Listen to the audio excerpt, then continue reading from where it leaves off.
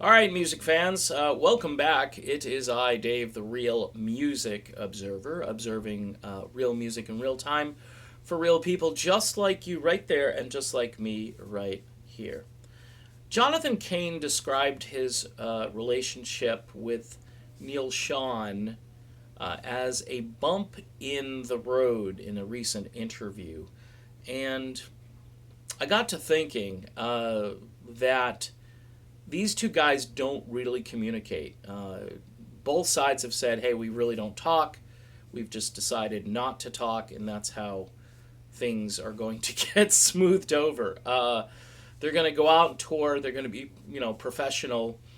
But the fact, I think, is that there is this tension, and it continues. Neal Schon did an interview, which I covered a lot yesterday, stating that, number one, the only thing he knows up until that Rolling Stone interview that Cain did, all he knows is that Cain has said no to new music.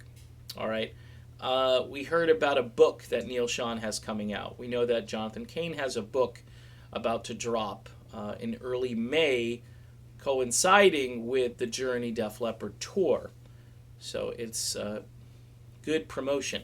We also learned that Neal Schon has a solo album he's going to release, but probably toward the end of the Journey tour, which I think is respectful in the sense that you're not taking focus away from Journey and Def Leppard, whereas Cain is releasing his book at the beginning of the tour, and my guess is he will probably do book signings in cities the band stops in, which is, I don't know. I haven't seen it. I don't know if he's going to do that or not, but it would, logistically, it would make sense. Unless he cancels it due to routing. If you remember the Christmas tour, it was actually canceled due to routing issues. Not sure what that even means, but this tour is routing through a lot of different cities, and it would make sense maybe to go to Barnes & Noble or whatever's still out there. I know a lot of these places are closing down, but if you wanted a hard copy version of the book, of course, Amazon is probably the most obvious place to get it, but book signings tend to generate a lot of fans, and you'll have rock and roll fans who are showing up and so forth, and you'll have these Christians that are showing up. I'm sorry. I cannot reconcile the things that his wife talks about. And this is going off on a tangent here, so bear with me. If you don't want to hear about it, obviously you'll have to wait for the next video.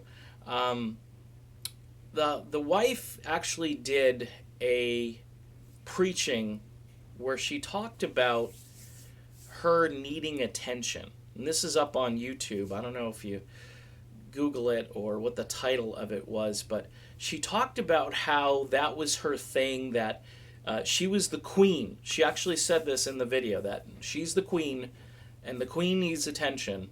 And because when she was young, she drove a teacher crazy in a classroom. She used to stand up and say all this stuff and then sit down. And supposedly, the teacher gets props in this little sermon because he allowed her to go off and get that attention that she needed. And I'm thinking to myself, wow, does this teach the wrong thing in so many ways? First of all, if a kid's acting up in a classroom or in a family situation, the proper response is probably to discipline the child, not to let them indulge in their fantasies, or their bad behavior. So I'm listening to this just in stunned disbelief that she would actually teach on this and almost make it sound like, hey, as long as you're paying attention to me and the queen is happy, things will go well for you. And I can't imagine being married to that. I'm sorry. I know there are a lot of things to be married to, all right? There's a lot of different personality traits that we might put up with as far as marriage goes. But if I'm constantly worried about providing enough attention in this way to someone who obviously has this sort of out of proportion need, and the way they state it is like, hey, as long as I get all this attention, and this is the kind of not this isn't the kind of attention like, hey honey, I made you coffee this morning, here you go. This is more like, oh, the queen has walked in the room. Let's all turn and bow. And I just think that's bizarre. And I know this is way off topic here, but watching that, I'm thinking to myself, okay, so you hook up with this person. And she, by the way, she uses the term hook up with in the sermon. She uses that language. Now, of course, that language is all double entendre and stuff. Who you hook up with? I mean, yeah. I think she meant, who you marry or who you're with, but it just sounded tacky in a sermon. And look, I'm not perfect. I'm not up here preaching to anybody. All I'm saying is that Neal Schon, the things that he's upset about go deeper than just John's faith, okay? It's how I think the faith is being portrayed by him versus his wife, and then he's in this band that for, I don't know, since they began, have had nothing to do with this stuff. They haven't been political, they haven't been religious.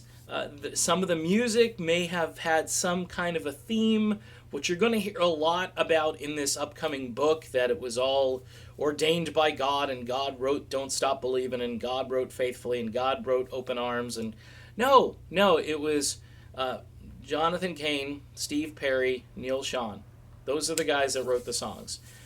I heard Faithfully was like a country song before the rest of the guys got in there and kind of took it apart and put it back together again, and made it into a more accessible ballad that would work on the Frontiers album. So, it takes a band to make a song sometimes. This is why you're in a band and you're not just a solo artist. My fear is that people who are looking from the outside in at this are going to cringe. And I think that's what Neal Schon is worried about as well. And I've documented this even when I was on the other side of the fence. I did a video saying, hey, these guys are at fault too, because this just isn't the way things are in Christianity. It just isn't. And if you think this is mainstream, or you're trying to mainstream it, or you're trying to kind of dumb down the people who are showing up for the first time, and you're trying to get them hooked into your faith and your evangelical efforts, well, it's not working. It just can't work, because nobody I know, no other sermon I've ever heard has talked about attention for me, because it's typically about God, right? It's not about you. I think there was a book, I think Purpose Driven Life says that at the very beginning. It's not about you. So in any event, I'm done. I know that was way off topic, but there's good reason why Neal Schon has had some issues over the past couple of years with his keyboard player, Jonathan Cain. That's it. Talk to you soon, everybody.